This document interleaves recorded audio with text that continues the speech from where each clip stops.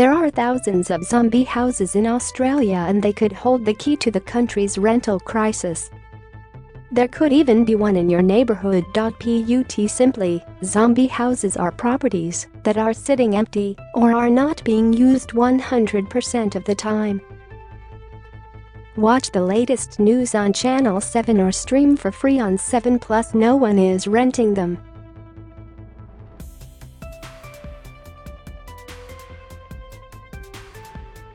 com.au.And they are widespread. Last year's census revealed there were more than 1 million unoccupied dwellings, although that was during a time when much of the country was in lockdown and borders had been closed for more than a year.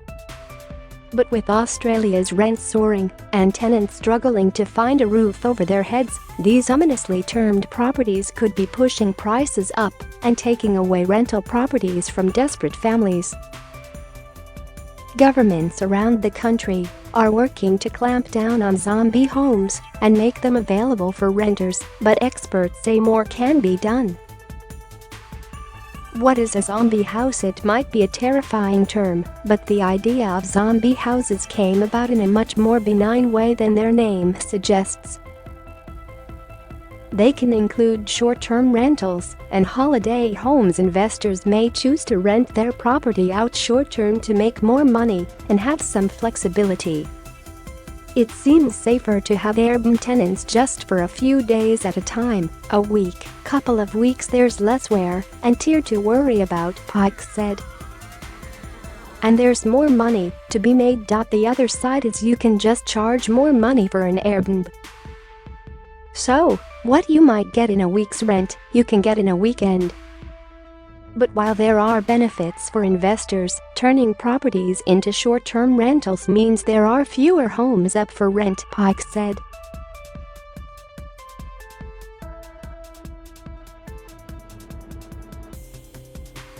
Investors are putting their properties out for Airbnb, but it's taking rental properties away from renters, and that lack of properties available to rent is driving demand and prices up, she said. While landlords don't want to change tack, Melbourne property investment advisor au.And understands the challenges of the rental crisis. He has an Airbnb on the Gold Coast that doubles as a holiday home and is in the process of turning a second property he owns into an Airbnb. Gupta said he purchased the Gold Coast property, a 4-bedroom, 4-bathroom house, because it would have less of an impact on the rental market. Not all people need a 4-bed, 4-bath home for just one family, he said. That's why we purchased an Airbnb, which wouldn't really be affecting the market, which is in crisis. He and his family fly up to the Gold Coast and use the property about every 2 months.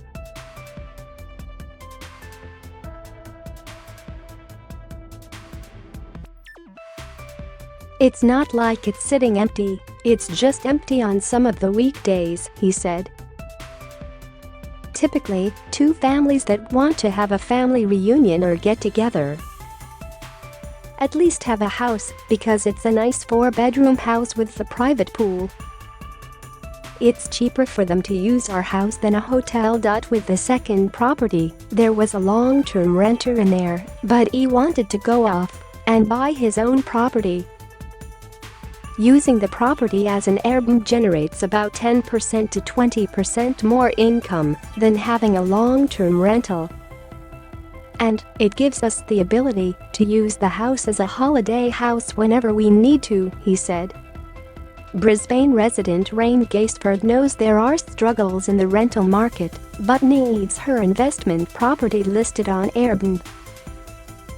She and her husband bought an investment property in Noosa last October, planning to use it as a holiday home that they would eventually move into, but that became too expensive with their mortgage.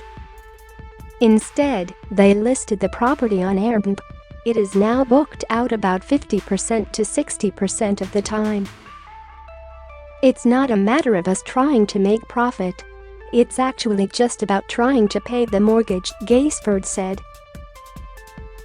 We wouldn't be able to service the mortgage if we didn't have it as a short-term rental.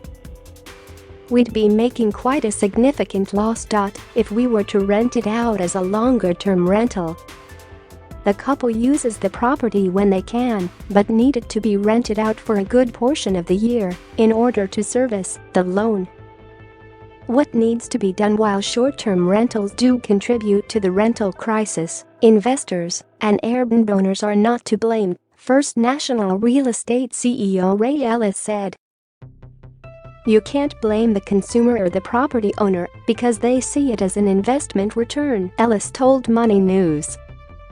If we've got a good property in a regional town or close to the beach, or even in inner Sydney, that's getting $800 a week. If you can get that $1,000 for the weekend without having long-term commitment with tenants, it's an easy financial decision to make. Instead, the onus should be on state governments, Ellis said. Across the country, local councils and state governments have introduced rules and restrictions on short-term rentals.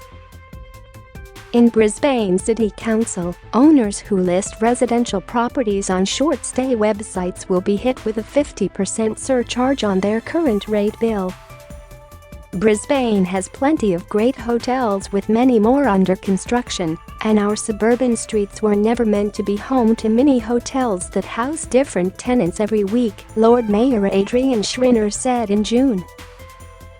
It is my hope that instead of paying extra, many owners will return these houses and apartments to the long-term rental market, which will help ease our housing shortage. Across the border in NSW, owners who rent out their properties for short-term stays must register the accommodation with the state government and comply with the Code of Conduct. In Greater Sydney and several regional areas, non-hosted short-term rentals, where the owner does not reside at the property, are limited to renting their property out for 180 days a year. Still, more needs to be done to help ease the rental crisis. Australia hasn't built enough houses, Ellis said. As a government, state or federal in the post-war period, the late 50s, early 60s, we built almost 240,000 of what we called social housing properties in those days. They were full, and since then, no state government has made the same commitment to it. State governments must address it. Find Your Money expert Pike said the rental crisis is expected to get worse over the coming months and agrees it needs urgent action. We're definitely seeing the demand for rental housing going up because we have so many more people coming into the country, whereas during COVID we really saw the drop, Pike said. There is definitely more demand at the moment, but there's also less supply. Also, with the RBA cash rate, if investors are paying more for their loans, they're potentially passing. And finally, thank you all for watching the video. Please like and comment your opinion so we can discuss together. Don't forget to subscribe, press the bell to follow and update many other interesting news.